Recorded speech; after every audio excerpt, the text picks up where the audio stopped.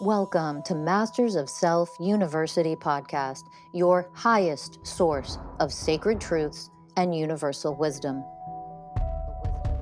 Hello, beautiful souls. I'm Rachel Fiori, mystic, spiritual teacher, psychic healer, and founder of Masters of Self University. Join our journey of soul transformation as we deep dive into this latest episode.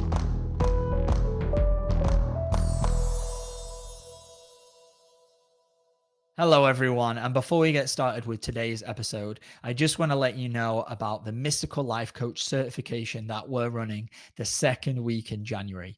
Now, if you've been listening to any of the podcasts at MSU, you've been listening to Ellie or myself or any other of our amazing coaches, we are about to run another semester of certifying coaches in this work.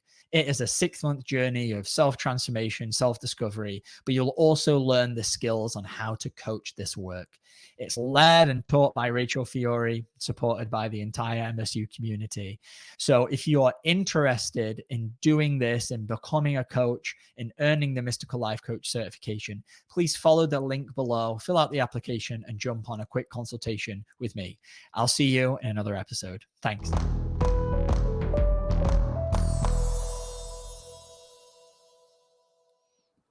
Hello, everyone, and welcome to another episode of the Masters of Self University podcast. I'm your host, Ellie Lee. And I'm your host, Danny Morley. And today we are joined by mystical life coach Alexia Espinoza, everybody. Hello. Welcome. Welcome, Alexia. We're so excited to have you here. You are a newly certified mystical life coach, and we've watched your journey over the course of the 6-month program and seen how much you've grown and how much you've elevated. And, you know, it's been a true joy to watch your journey. And so welcome to the podcast. We're so excited to have you here. And I'd love to just start off the question with, how has the journey been? The journey has been an incredible one. It's been so amazing to see the evolvement from January to now, still, like, even after class has finished in June. Wow, like, it's still hitting me, and there's parts that are like, oh my gosh, this just keeps going and going and go deeper and deeper. And it's just been an amazing transformation. I can see from this time last year to now where I am is so far beyond like I could even ever imagine.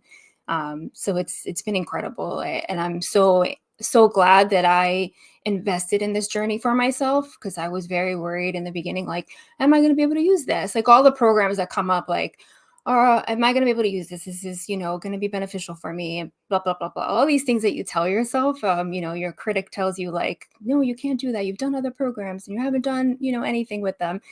And I'm so glad that I stopped that noise and just jumped in. And it's been the best experience that I can even describe with words. It really is. Like, when you first start this work and you do it for the 6-month program, you're like, wow, that was incredible. And then you realize, oh, we just keep going and we keep going, and it goes deeper and deeper. Yeah. So what's that been like as you've been graduated for a few months now? Like, what has it been like going deeper on your own?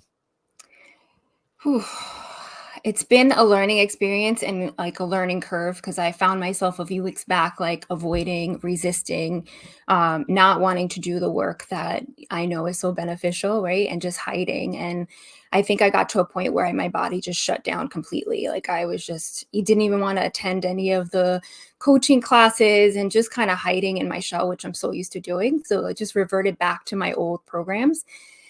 But, I had a life-changing situation happen, like, a week ago? And Ellie walked me through this beautiful healing, and it just really opened me up. And I've been able to, like, kind of see, like, wow, this work really works. And if you're consistent with it and just move past all that resistance that you do have because of those programs that are just so tightly wound up inside of you, if you move past that and just drop into your heart and just do it, it's like amazing what happens. So since that time, just dropping in and being connected to myself and opening myself up has been an incredible journey.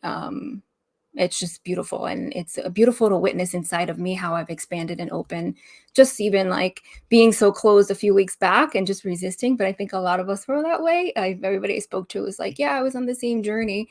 But now I see like, wow, just being connected to my heart space, how beautiful that is. And what a beautiful opportunity that I'm giving myself to drop in and be with myself and honor myself in that way. Yeah.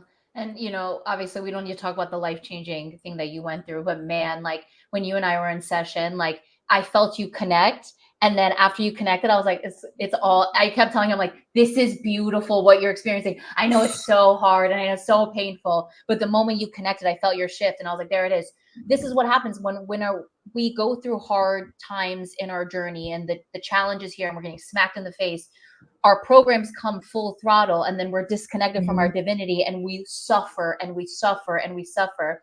And the moment you just, like yesterday, I was working with another coach and he was just lost. And then we connected him. And then as soon as he connected, he was like, oh, I'm back. And I'm like, yes, because when the programs are running and you give power to them, then that's the shout out of like, we're disconnected right now. Let's come back. Let's open. And then you feel so much better. And you're like, why don't I do this all the time? Well, because the programs of resistance and avoidance, they've been so powerful for so long that they come in, they're like, we're taking over today. And then we go, oh, okay, because we feel so powerless. And so what a beautiful lesson that we all have to learn constantly. Like I know me and Danny were talking about this, like this journey isn't just, I'll do this for 6 months and then I'm out. And it's like, no, this is for as long as it needs to take. And who cares of how long it needs to be? But the deeper you go, like the more pain that comes up. But what we forget when our programs take over is like, oh, I can't handle this. It's like, no, you're more powerful than you've ever been. You can handle it. Just drop in and connect and go into it. And it's like, once you pass that threshold, you're like,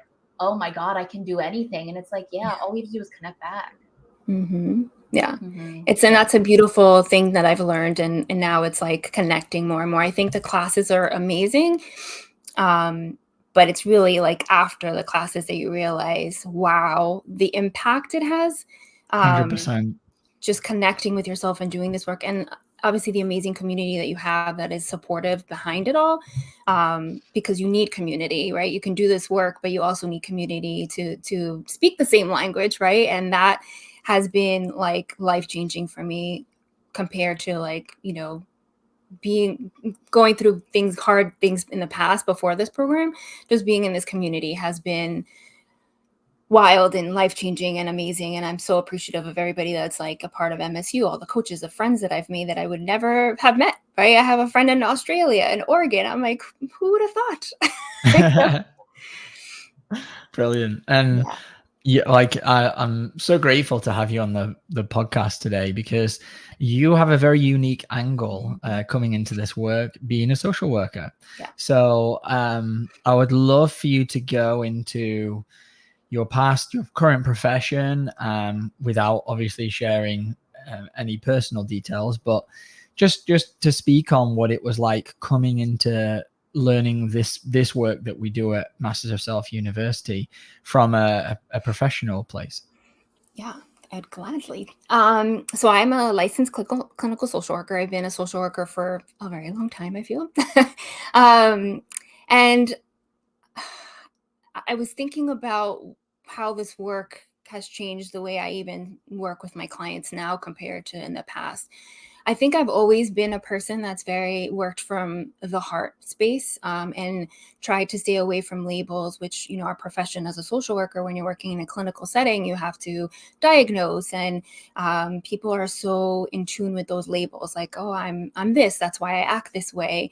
And, I always felt uncomfortable going off of that as a clinician, and always tried to pull from different things as a social worker. But it really was missing something for me. And I felt that, I remember, I'll tell you an experience with a client that I had who was also a clinical social worker. She came to see me and I was petrified. I'm like, what am I going to show her? She has so much experience. Like, she's been in the field so much longer than I have. I was so nervous to be her therapist in that moment. And as we ended our session, because she had met her goals, she said the sweetest thing to me. She's like, I remember she brought me flowers to thank me. And then I texted her, thank you so much for the flowers. And she texted me back. She said, no, thank you, because you help people from the heart. And that, I've saved that text message forever. And it just like wow, and now I'm doing this work that's heart-centered and it's coming from a different place and that Beautiful. clinical lens, right? And that energy of people. So I've always felt like I was an out of box, like kind of therapist and doing this work. And I feel like this work just aligns so well with how I wanted to help people. So that's a little bit about, I don't know if I really tapped into what you were asking me, Danny, but like, I just feel that I always had a hard time with the labels that we put in, like, oh, I'm anxiously attached. That's why I act this way, and that's okay. And I did that to myself too, right? I did that, gave myself labels and to justify my behaviors, to justify my emotions, and even doing this work as a social worker.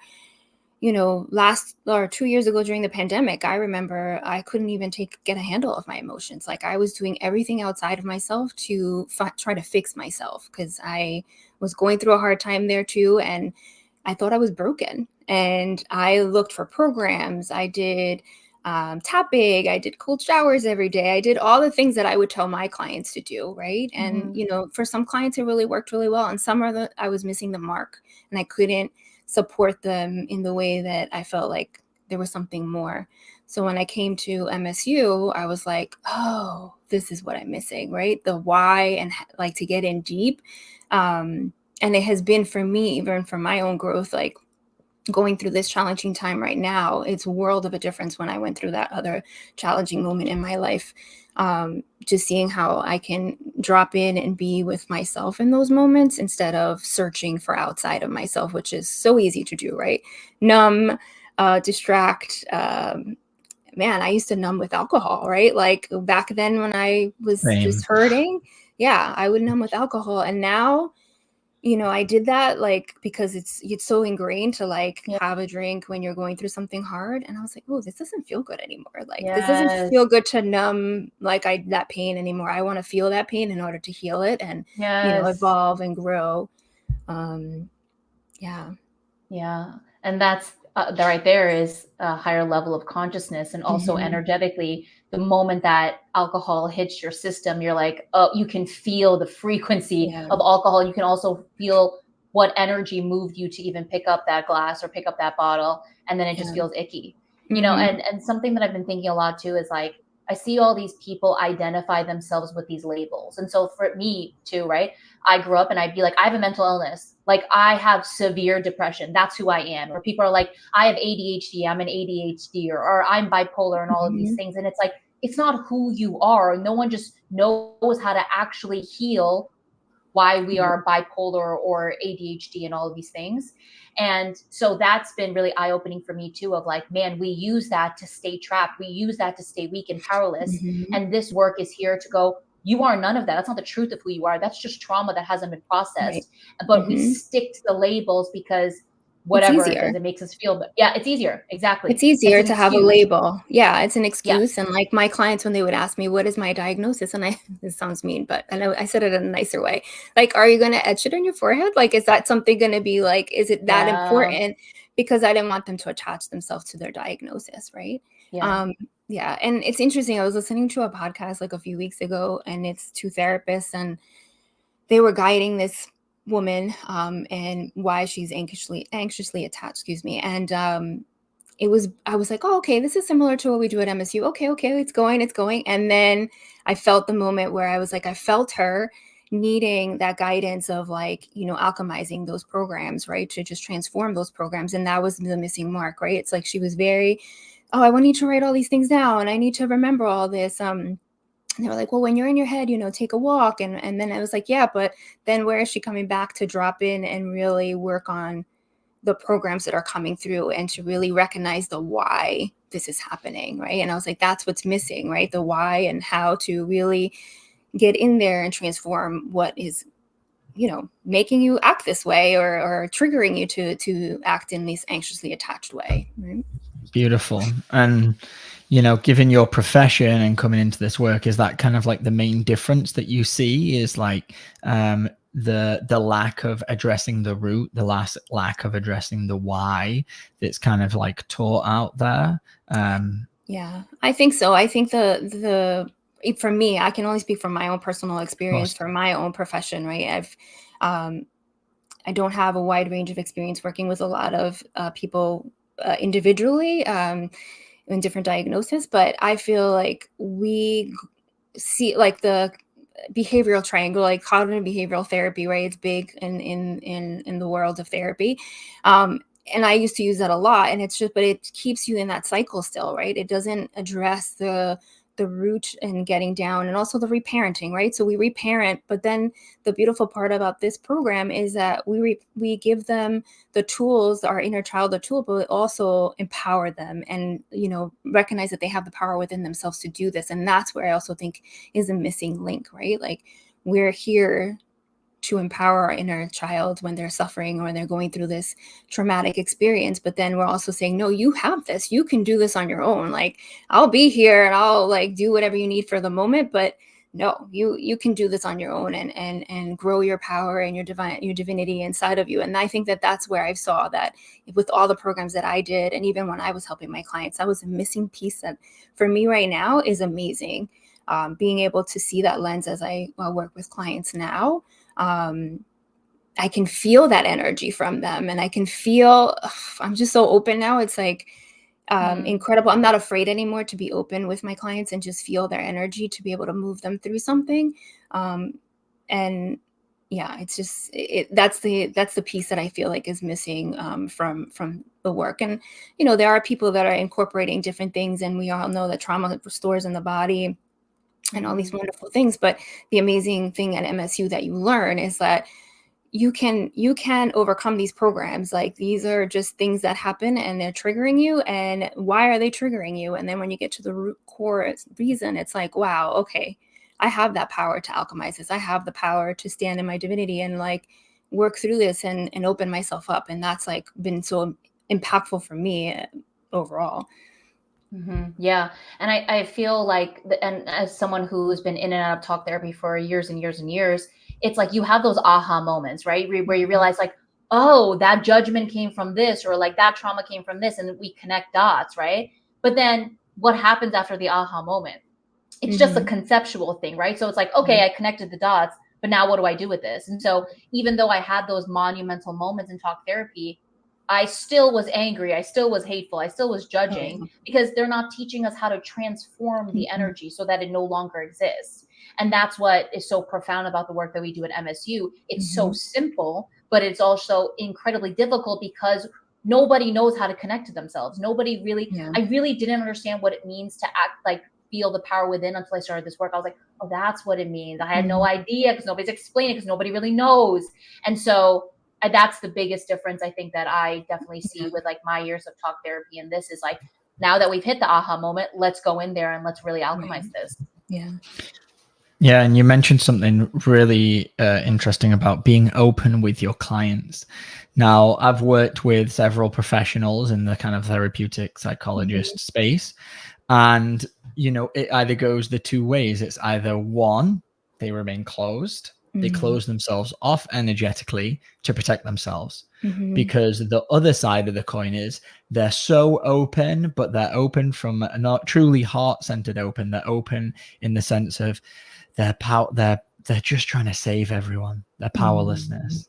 They're trying to just save, and let me just take on all of your pain. Let me just take it all away. And then what happens is that therapist, that coach, whoever that might be, they take on all that stuff, and then they have to bring it home with them, and then that starts affecting them, and then they notice that they can only do that for so many years, and they burn out very quickly.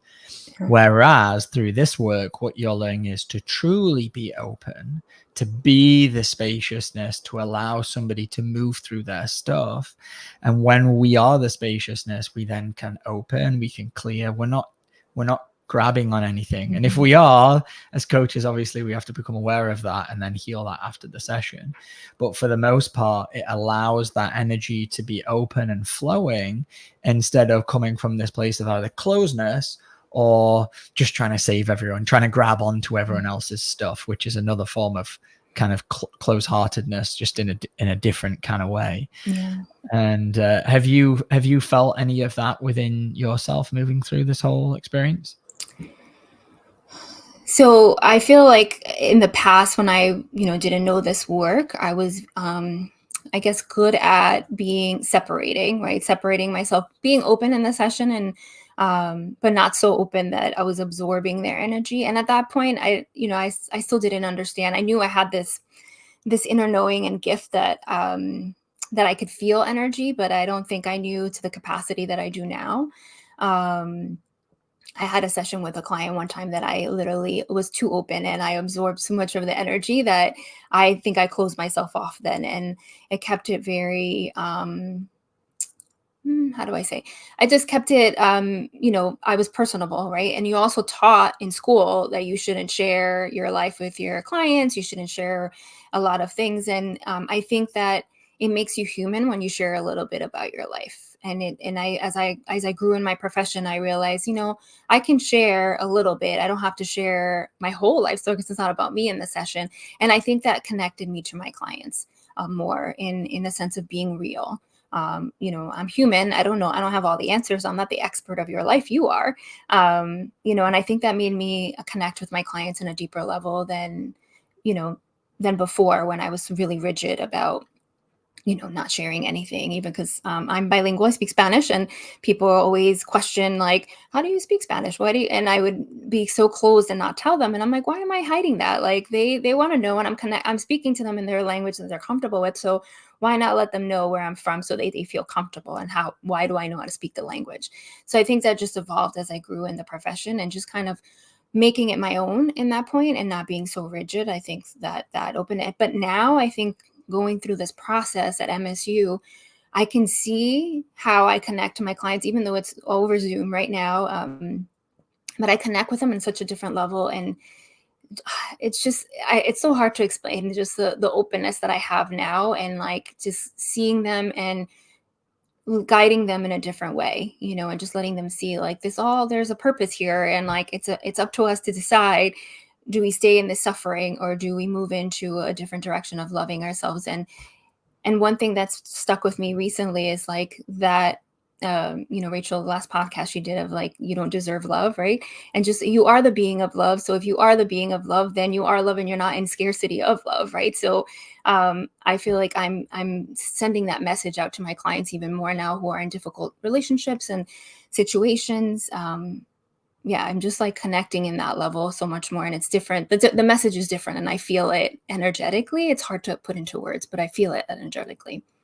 Yeah, energy can only be experienced. We can use words, but it always falls short, which is why, what we do as mystical life coaches, right? It can only truly be felt. It can only be experienced from within your body. We can talk about healing, we can talk about energy, but the only true way to learn is to have that experience, to know what it means to connect to your heart, to tap in there, to grow your light and bring that light to the pain, and then feel the magic and the mysticism that happens when we do that.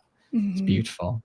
Yeah. I mean, and think of, if the entire world of social workers and therapists and people who are in the mental space, if they all did this, like, holy crap, I have so many clients or people that I know that are still in therapy after 15 years. And it's like, why? Like, it's because we don't know what to do with the pain when it comes. And everybody thinks it's everything is through the mind. It's like, no, that's the trap, is that you're trapped in the mind.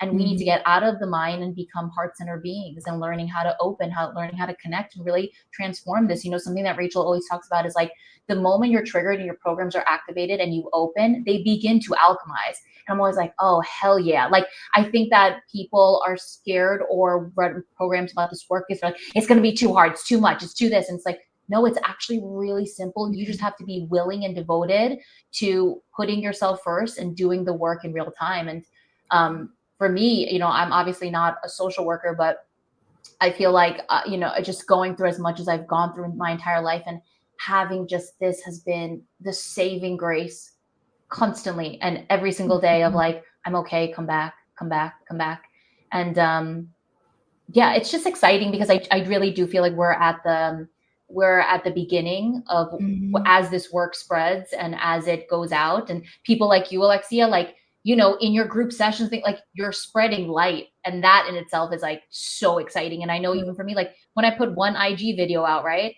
that's spreading light, and we're doing the work. And the more people that understand what this really means to connect to yourself and to open, like, we change the world. Yeah, it's amazing. Yeah. And to piggyback what you said, Ellie, like people that are in therapy for so long, it's just like you attach to your programs, right? And I was a victim of that too. I attached to my programs and I went to therapy, not successful because I wasn't open and ready. And I wasn't willing to hear what the therapist was saying to me about my current situation, right? We're more the most stubborn people too, right? We do this work, but we don't want to listen. But I felt, again, it was something missing, that like I was looking and searching for something different, and I couldn't find it. Like I went to a therapist that did hypnosis because I really felt like there was a core wound that I needed to heal. I was a common denominator in my relationships and things were falling apart, but I was like searching so much outside of myself because I really felt like I was broken. And even though I have amazing friends who say the opposite and love me and for all the messy parts of me, but there was just still something. There was a knowing that there was something different. And I stumbled upon Rachel's work through two podcasts, and I just listened to them over and over again. And I was like, oh, I'm just gonna fill out the application and see what happens. And then, when I got called, I was like, oh, it was like really like all the scarcity mentality. Every thought that you can have of why I shouldn't do this program. I did a consultation call again just to make sure that I was going to be able to use this work. And I can't, after the first class, I was like, this is where I belong. This is where I needed to be. I'm so happy that I took this journey. And yeah, and I remember listening to a podcast, somebody saying the same thing, that they were just so happy that they took this journey with MSU and had all the same thoughts that I did. But it's just amazing. So if anybody's just like on the fence about doing it, it really is undescribable. Like you have to experience it, and the absolute community that you have is worth all of everything that you go through in the program. Like if you're really ready to crack open and see yourself for these programs and really see what's holding you back, this is the place to be. Like this is it. Like I this program, I wish I would have done it when I was, so much younger. Where would I be right now? Right. But I wasn't ready, and it wasn't my time. My time is now. So I get that. Yeah, I have to correct myself because earlier I was like, oh, and then you work through the program, then you did this on your own. And as soon as I said that, I was like, you're not on your own. You've got the whole community right there. You've got the whole army of people as a coach moving through this work that are ready and willing to assist you. And that's the beautiful thing of what's being created right now is it's not just the classes. Yes, we have the once a week classes that you go through. Yes, you have your own individual homework that you have to complete, but it's the real big change happens with the continuous meetups with your other classmates, working with the other coaches. I mean, we tried to meet. We've got 3 forums running right now where you can get, as a coach, you can get continued healing and coaching 3 times a week by other coaches who are just ready and willing to do this work. It's like, it's so wonderful. And and that alone is like amazing, right? Yeah, it is priceless. Yeah. And now go ahead. No, go ahead.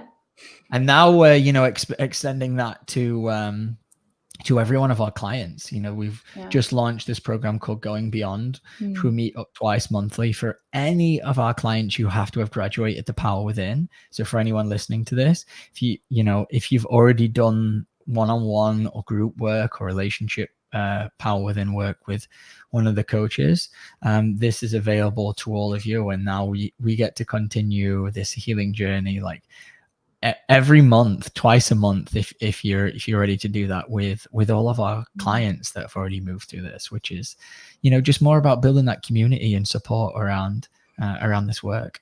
Yeah. And I think too, for so long before I joined MSU and learned this work, I was looking for my tribe. Like, your girl tried everything to look for the tribe. Let me go to this retreat, let me follow these people, let me join this, let me join that. And the difference between what we do and the support that we give each other as coaches, it is not anything rooted in powerlessness or weakness. It's not codependent. It's not attached. It's not, I need you, please save me. It's, I'm doing the work and I've hit a little bump and I just need some guidance and support as I do this. And that's the frequency of the forums, and the frequency of when we all meet up and we are there is unlike anything I've ever experienced before. And it's massive and it's beautiful. And even this Going Beyond program that we started, like, it's so badass because we are there to support people who are diligently doing this work on their own. And there's nothing wrong with guidance. There's nothing wrong with, leaning on someone when you're hitting a hard time. It's just check yourself if that's what you need to get through, right? We have a client who's like, I think I can just do this on my own, because she was running all these programs of like, should I just be doing this on my own and not guiding? And like, I shouldn't be relying on people. And it's like, breathe, just programs. If you're doing this on your own and you are the way of responsibility in that sense, and you just need some support and guidance, on, hell yeah, that's what we're here for. Like, human beings, we're not just meant to like live in a cave by ourselves. Like, we are meant to support each other and grow together in powerful ways without the codependency and the attachment. So yeah, it's amazing. And the beautiful thing about the coaching forums and having that support also, so you come as you are with no judgment, right? I remember, Ellie, like last week, I was like, before you even got on the breakout room, I couldn't even control my crying. And I have never felt that comfortable with anybody, like, in that I don't know really well, right? We know each other via Zoom, I've never met in person. And to have that available, to be so open and raw and just come as you are is great. Like, as a social worker, we don't have the support outside, for free. Like, you know what I mean? Like that we have groups like this, we have to form them, we have to find people. And sometimes you get supervision and it's not the best either, and it's really hard to find that community that, supports and guides you in this work, right? And it's beautiful to have like-minded people that you can come to and turn to and say, like, I'm going through this, like, what do you think? And just guide you a little bit. And then it's like, okay, I got it. I know where I need to go into. But if it's something really big and heavy, like, you can come into that space and like say, no, I need help. Like, I can't do this on my own.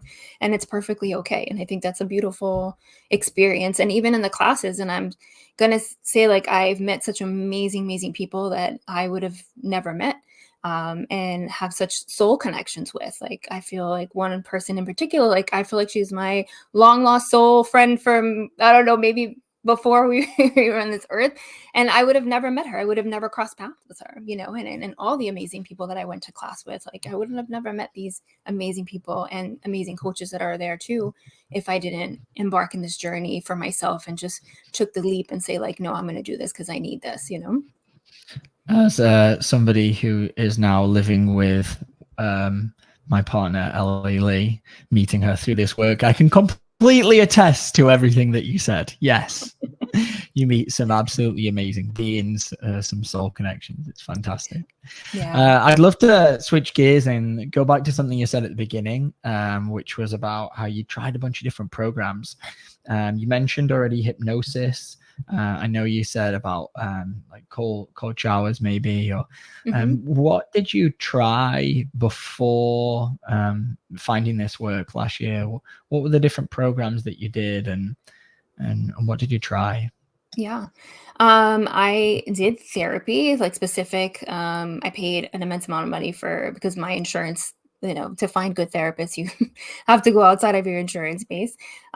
Therapy for sure, traditional therapy, and just like kind of maybe something that was a little more spirit in the spiritual realm. Like, a friend recommended some therapy sessions that she was going to, so I went there. I bought programs. I remember, I don't want to knock anybody's programs, because I think everybody's programs are good for what you need in that moment. This relationship coach, Jason Gittes, I think his name is, I bought his program and was following it. Mark Groves too. And that's how I found Rachel Fiori. I love Mark Groves. He's great. Yeah. I bought his programming. I forgot what it was called. I did this insanely, ridiculously expensive course. I woke up, I remember, every Sunday at like 4 a.m. because the person was in Bali and like the time difference, and for the once a week, in-person coaching, group coaching. And I was like $4,000, I think I paid, or something like that. And it was like a real love or self-love. And the contents were really good, right? And it's, but it didn't get to the root, right? It was, how to be your higher self, how you be a queen, or whatever it was. I can't remember all the details of the program. And again, like, it did suit me for that moment in time, right? Like, where I was at in my life and that moment in time, it was good for me, right? But at some point it was like, okay, there's more, and there's still not getting to where I need to fully uncover what's happening inside of me. Like, what is happening? Why am I reacting this way? Why do I get so triggered so easily? You know, why are my relationships failing? Like all these things that you ask yourself, you know, and I feel like it just didn't hit the mark for me. But in that moment in time, it was good. And then afterwards, I was still left feeling like, okay, now what? You know, oh, I did this and I'm trying to integrate it, but it's not really integrating. So is there something wrong with me that I'm not able to integrate this information fully, to be able to understand myself better and understand why, you know, the why of what I function in these ways sometimes, you know? Yeah, so I've, because of my lack and scarcity with money programs, I've never, I needed like coaching and things like that, but I never invested in myself. And then I booked this one gig and it paid me a lot of money. So I was like, okay, maybe I'll take a course before MSU. And I took this how to basically talk and use your angels for your life, right? So it's like the 6-month angel program. And before I knew this work, right, I was still like very like doing everything in the healing space. I was like you, I was like meditating, the cold showers, I was breath work, I was EFT tapping, I was doing it, I'm tapping my face off, you know, like, you know, trying to like heal myself. Yeah. And this angel program was so interesting. And I feel like it was a beautiful introduction to MSU because it showed me what happens when you're relying on things outside of you.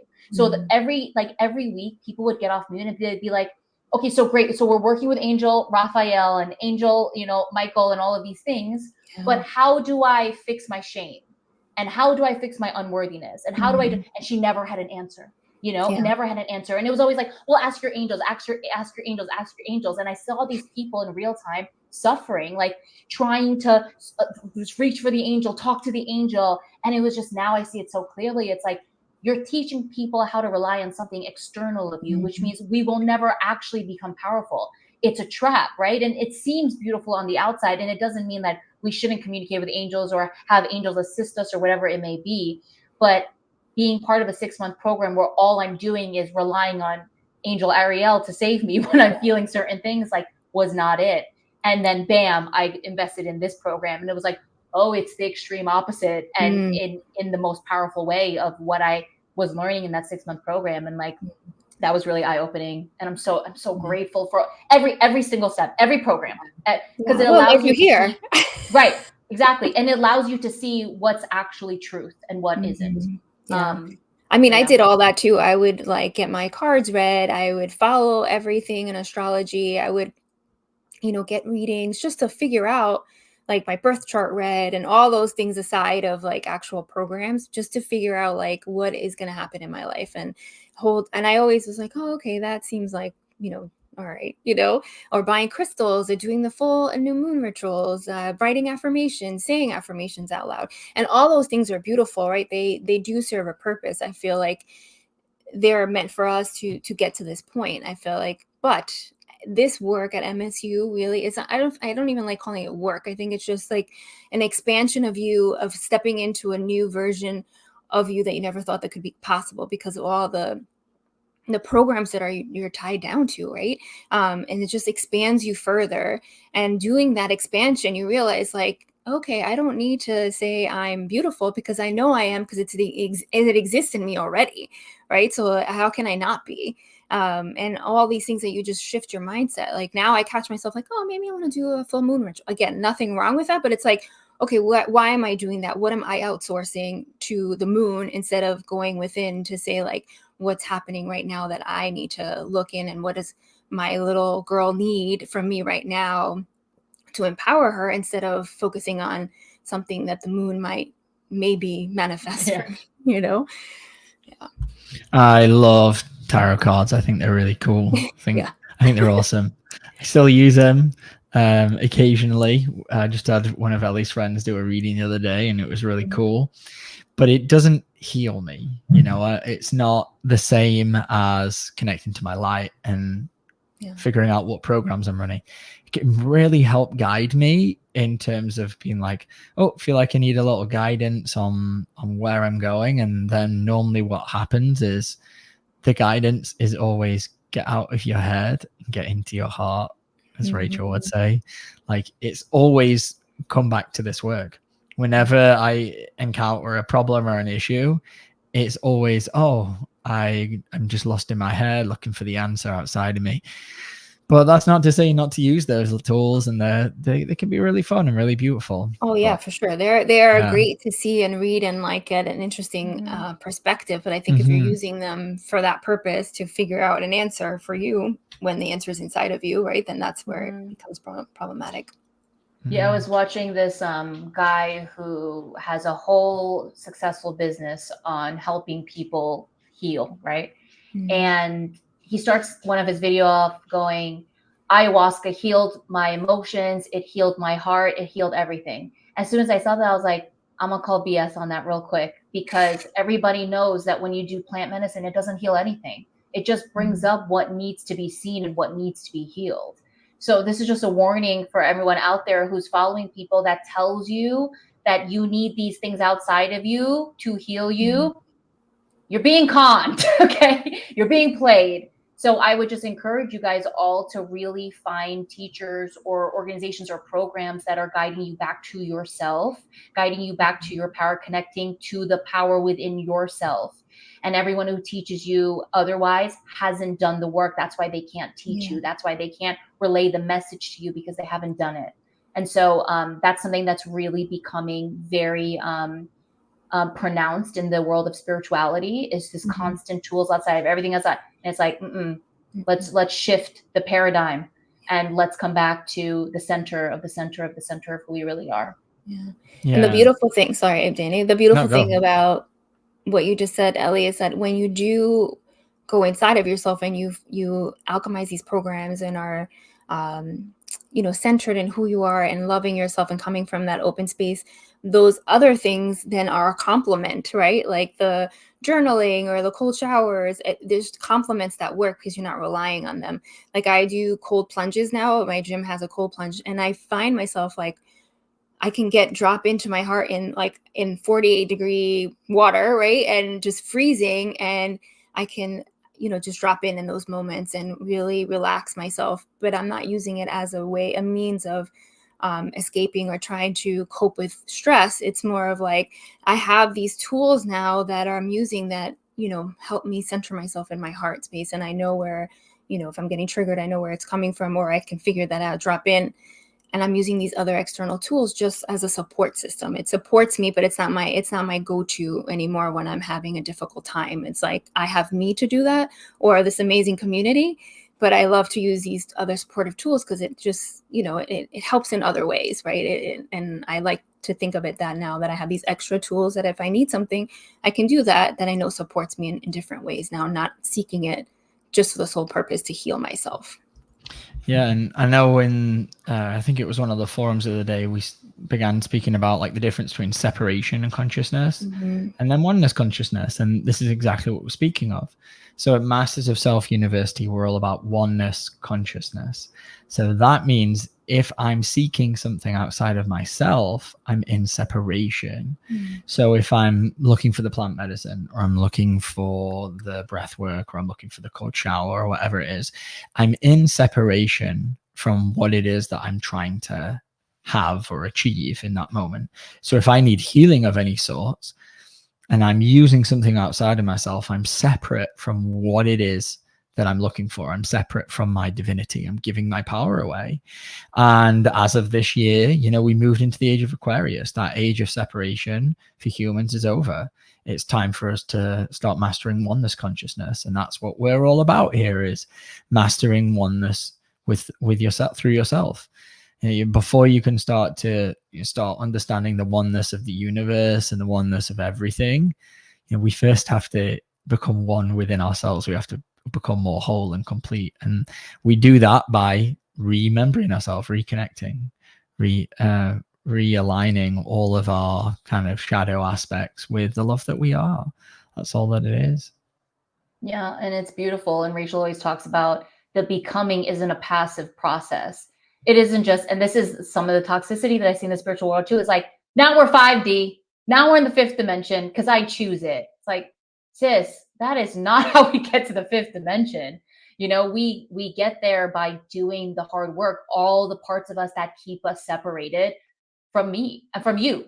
You know, all the judgment, the superiority, the anger, the hatred, everything that is in separation needs to be healed within ourselves individually so that we can come back to the truth, which is that we are one. That's the crazy part. It's like the more that we do this work, the more that I see it out in the world. It's like people really be fighting against each other, saying, you're right, I'm wrong. Blah, blah. And the hilarious part is like, if you guys only knew, you are literally from the same divine cloth, literally, literally. It would be different. But obviously, you know, the human experience isn't to see what we all are as soon as we get here, right? We have to go on a journey. And yes, is that journey not just roses and butterflies? No, it's hard, but it's hard in the most beautiful way. And the best part is you just become more powerful. You know, the people that I work with every week, I'm like, man, you can just see that they're becoming who they really are. And it's not because they tap in once a week and they're like, I'm doing the work. It's because they're showing up for themselves every single day. And every time they're triggered, then they go in. It's just, there are no words to describe what we are doing and how we're helping ourselves first. And in return, really helping the collective shift. And the more of us that do this, the real work, like, man, this is what we came here to do. And that in itself is like, man, I get humbled a lot because this is not an easy mission that we came here to achieve. But it is a crazy, beautiful mission. It really is. Yeah, and doing this work, you begin to notice how much people are separate from themselves or like in judgment of others and constantly. And I also work in a school.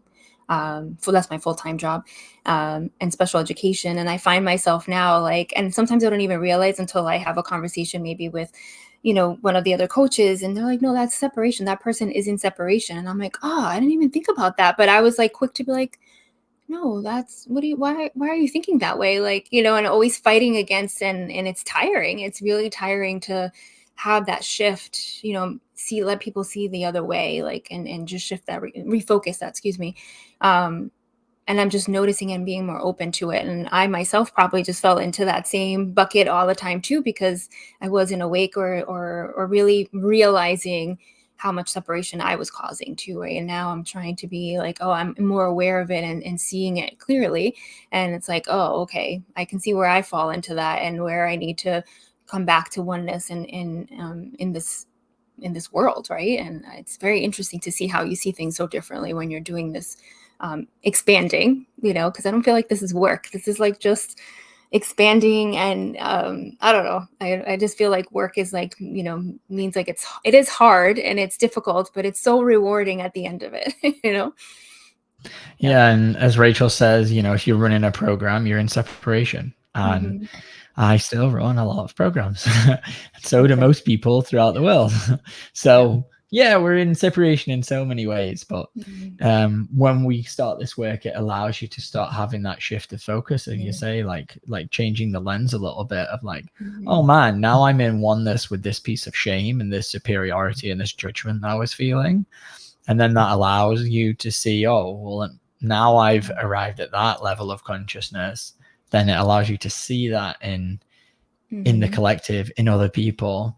And you know, as you were talking, then it was bringing some stuff up when I was a kid, like remembering all these times that I've just felt in separation to people, superior. And it's just so programmed in. It's so programmed in, especially growing up in the UK, where it's like, I just feel compared to the US, there's more like snobbery. There's more looking down on people. There's more like higher class, upper class, lower class kind of thing going on. And yeah, it's so sad to think back and like think that I thought that way and have definitely, you know, projected superiority. And whenever I move through healings around all that, it humbles me so much because I'm like, oh, I never want to show up to like people or life like that. I never want to be superior. It's difficult. Yeah, definitely hard. But we're doing the work to get to, you know, to help humanity as much as we can in this lifetime to get, you know, ourselves on the right track of really helping Mother Earth come back to, you know, her original state, which is unity, oneness, and love. And so what a ride. Alexia, thank you so much. It's so beautiful to have your perspective of doing this work and what you do professionally. I think, you know, it helps a lot of people to understand differences, but also how the two can couple together and create massive change on such a bigger scale. And to anyone at home, if you are interested in working with any of us, joining a group class, one-on-one, do a free consultation with us at mastersofselfuniversity.com. And you can hop on a call and just to learn more about the programs. And if it feels, beautiful in your soul, then you just jump on the ride and we begin all of that. And check out Rachel's book, Basin's Way, The 20 Universal Ways of Oneness, on Amazon. There's also, there it is. There's also a digital course that accompanies that. And just like, share, subscribe, comment. It really helps this podcast to keep going on. And Alexia, thank you. Danny, thank you. And until next time, we'll see you guys then. Bye.